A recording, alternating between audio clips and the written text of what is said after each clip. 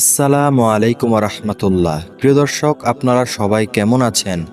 আশা করি আল্লাহর অশেষ মেহেরবানি ও দয়ায় আপনারা সকলেই ভালো আছেন। প্রিয় দর্শক, আজ পবিত্র বৃহস্পতিবার দিন। এই বৃহস্পতিবার দিনে যদি আপনারা আমার বলা এই 5টি ইস্তেগফার পাঠ করেন, ইনশা আল্লাহ ওই কবরে আপনাদের আর কোনো ভয় থাকবে না। যেই গহীন কবরে আমাদেরকে কেয়ামত পর্যন্ত, মৃত্যুর পর থেকে কেয়ামত পর্যন্ত শুয়ে থাকতে হবে। তো প্রিয় দর্শক, চলুন আজকের ভিডিওটি শুরু করা যাক। প্রিয় দর্শক, নবীজি সাল্লাল্লাহু আলাইহি ওয়াসাল্লাম সাহাবীদেরকে ডেকে ডেকে বলেন, ও সাহাবীরা, তোমরা নিজে নিজেকে জাহান্নামের আগুন থেকে বাঁচাও, নিজে নিজেকে ওই কবরের আযাব থেকে বাঁচাও। কেননা তোমরা ওই গহীন কবরের আযাব সহ্য করতে পারবে না। কেননা ওই গহীন কবরে এতটাই ভয়াবহ আযাব রয়েছে, যদি তুমি ঈমান হারা অবস্থায় মৃত্যুবরণ করো আর যদি তোমাকে ওই কবরে রাখা হয়, তাহলে তোমার সাথে অতি দুর্ব্যবহার করা হবে।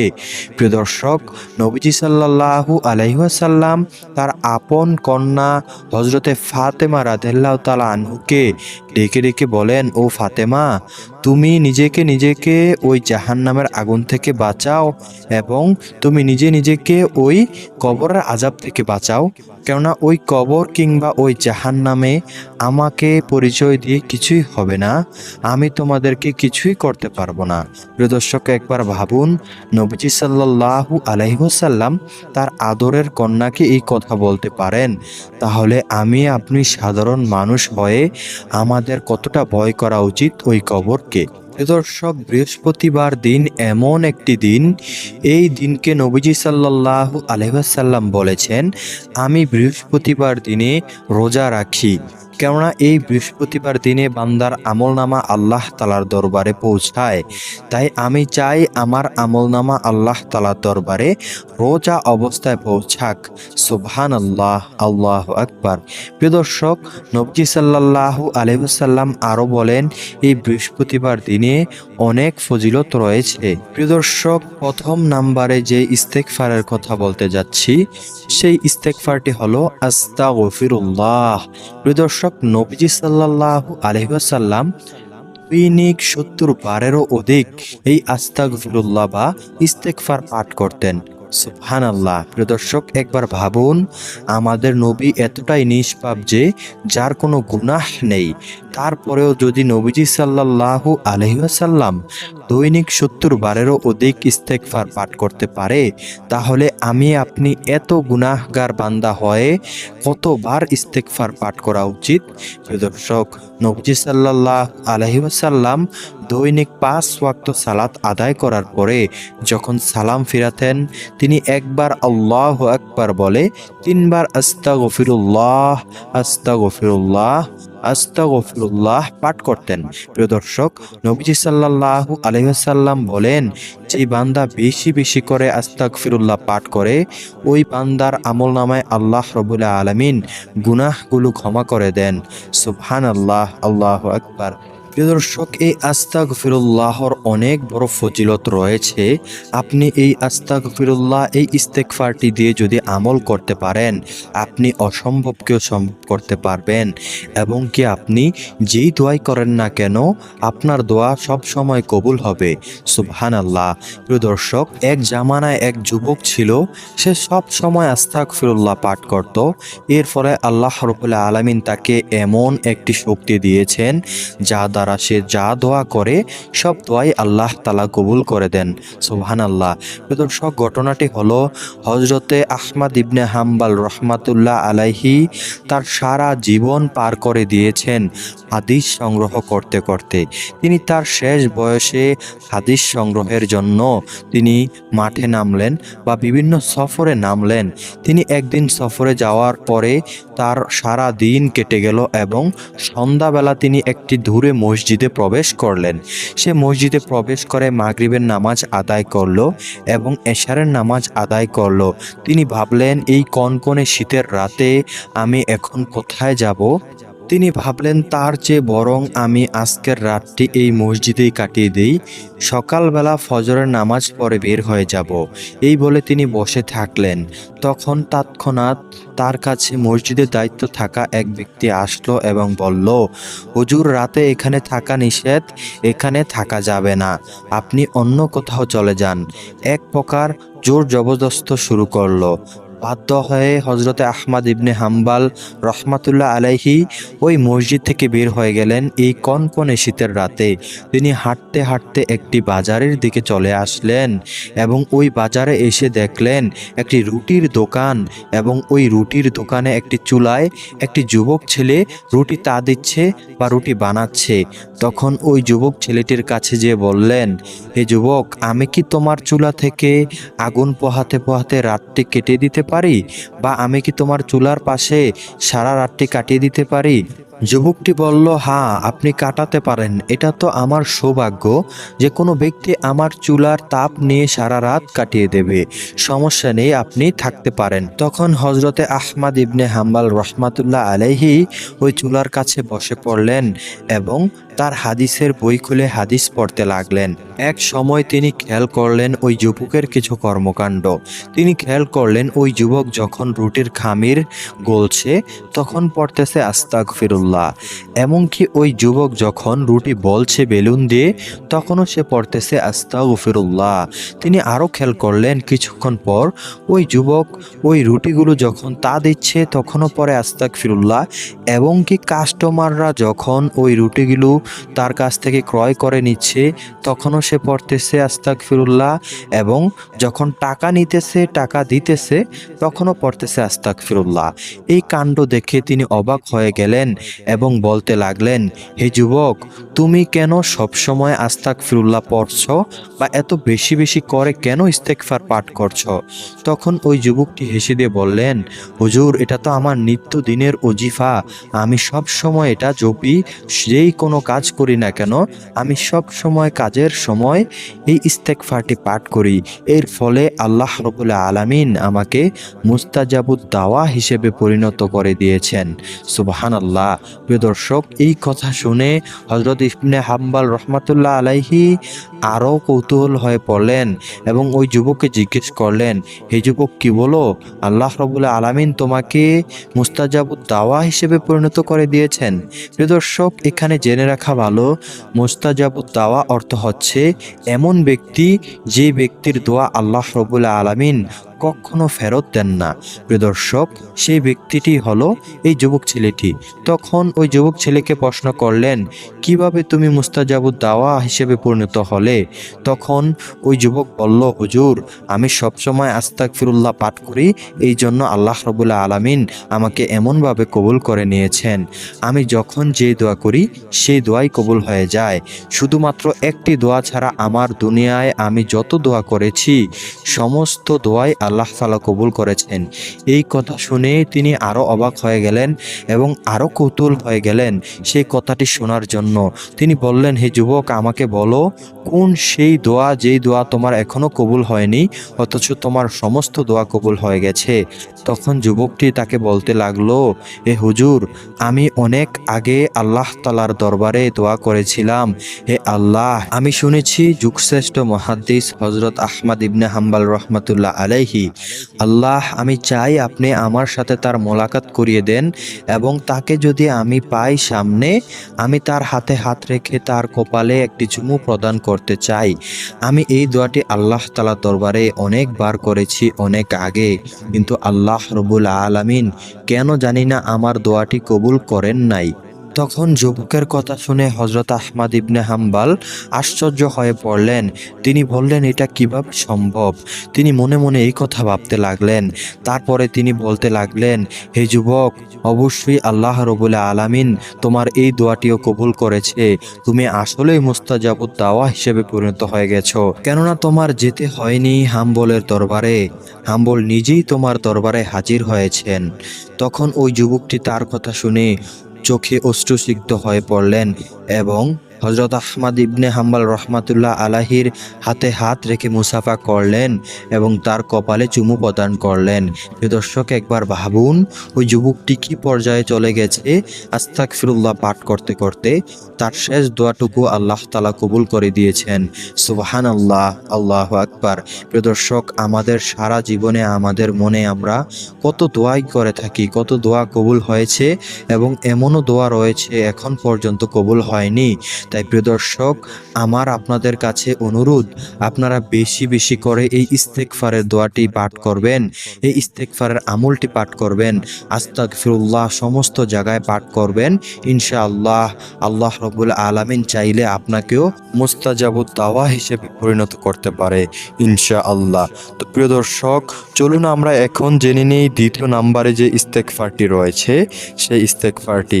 দ্বিতীয় নাম্বারে ইস্তেগফারটি হলো আস্তাগফিরুল্লাহাল্লাযী লা ইলাহা ইল্লা হুয়াল হাইয়ুল কাইয়্যুম ওয়া আতুবু ইলাইহি। এই ইস্তেগফারটির অর্থ হলো, আমি আল্লাহর কাছেই ক্ষমা প্রার্থনা করছি, যিনি ব্যতীত কোনো ইলাহ নেই, যিনি চিরঞ্জীব সবকিছুর ধারক, এবং আমি তার কাছেই ক্ষমা প্রার্থনা করছি।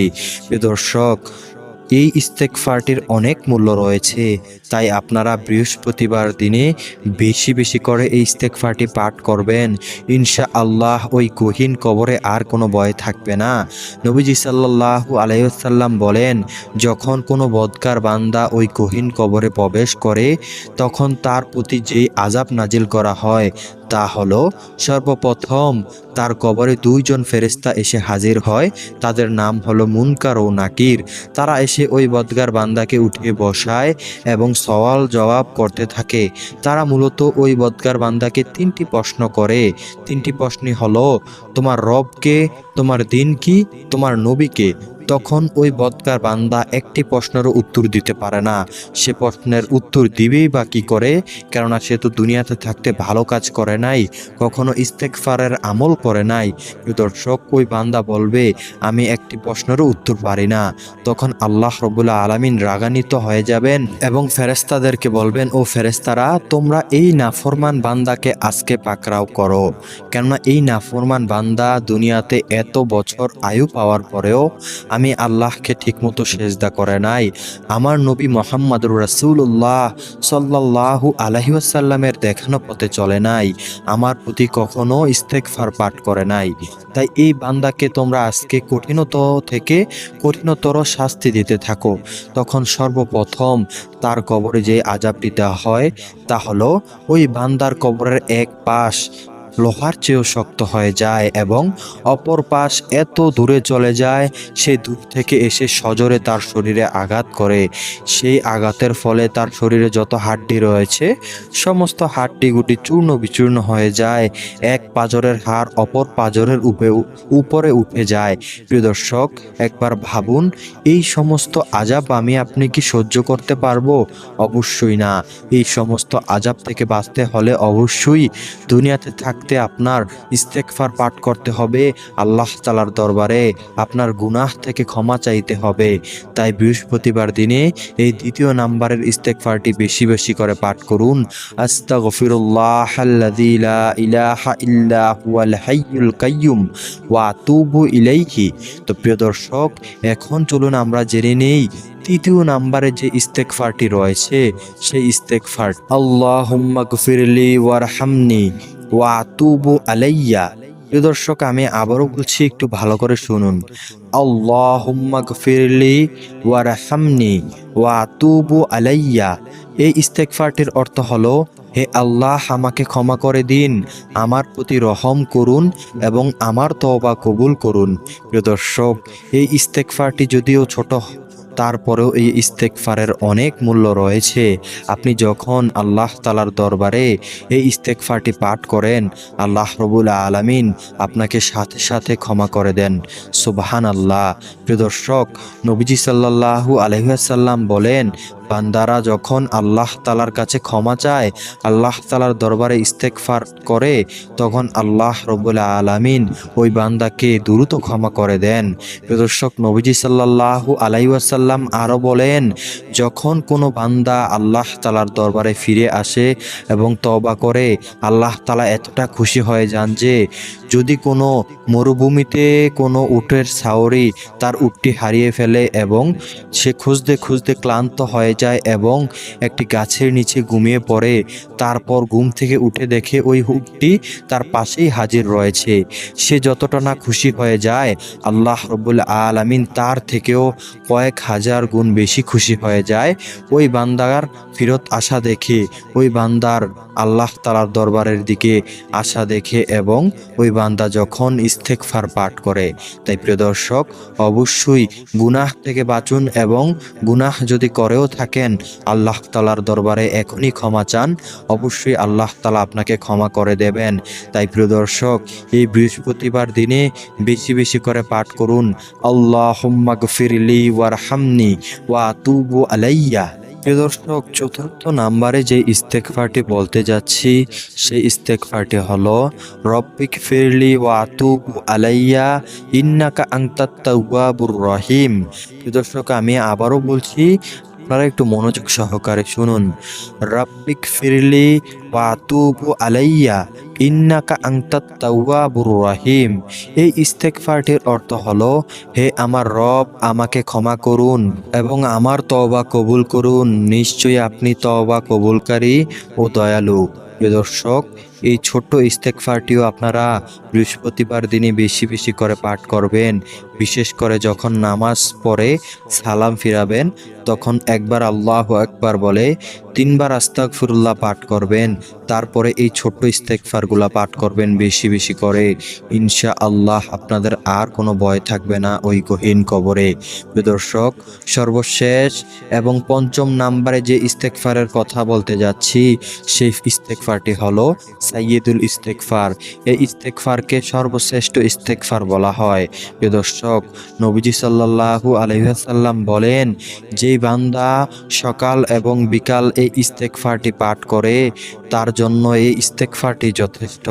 তিনি আরো বলেন, যদি কোনো বান্দা সকালবেলা এই ইস্তেগফারটি একবার পাঠ করে এবং সেই বান্দা যদি সন্ধ্যা হওয়ার আগ মুহূর্তে মারা যায়, তাহলে সে সরাসরি জান্নাতি হবে, আল্লাহ তাআলা তাকে ক্ষমা করে দেবেন। সুবহানাল্লাহ, আল্লাহু আকবার।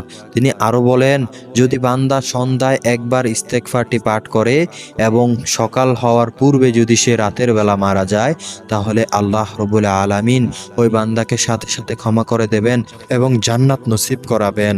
সুবহানাল্লাহ, আল্লাহু আকবার। প্রিয় দর্শক, ওই গহীন কবর থেকেও যদি আপনি বাঁচতে চান, তাহলে সকাল সন্ধ্যা সর্বদা এই 2টি ইস্তেগফার পাঠ করবেন। সেই ইস্তেগফারটি হলো, আমি বলছি, আপনারা একটু মনোযোগ সহকারে শুনুন।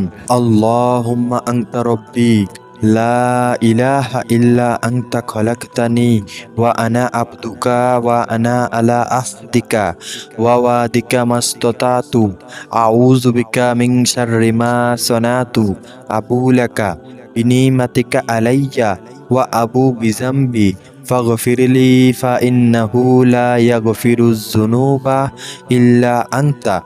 প্রিয় দর্শক, আমি আরো একবার বলছি, আপনারা একটু মনোযোগ সহকারে শুনুন।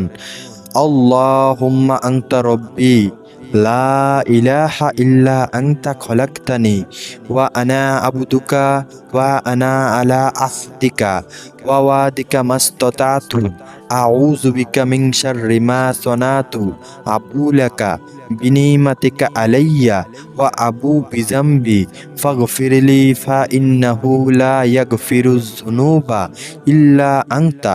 প্রিয় দর্শক, এটি হলো সেই সাইয়্যিদুল ইস্তেগফার এবং এটির অর্থ হলো, হে আল্লাহ, আপনি আমার রব, আপনি ছাড়া কোনো উপাস্য নেই, আপনি আমাকে সৃষ্টি করেছেন এবং আমি আপনার বান্দা। আমি আপনার অঙ্গীকার ও প্রতিশ্রুতির উপর সাধ্যমতো অটল আছি।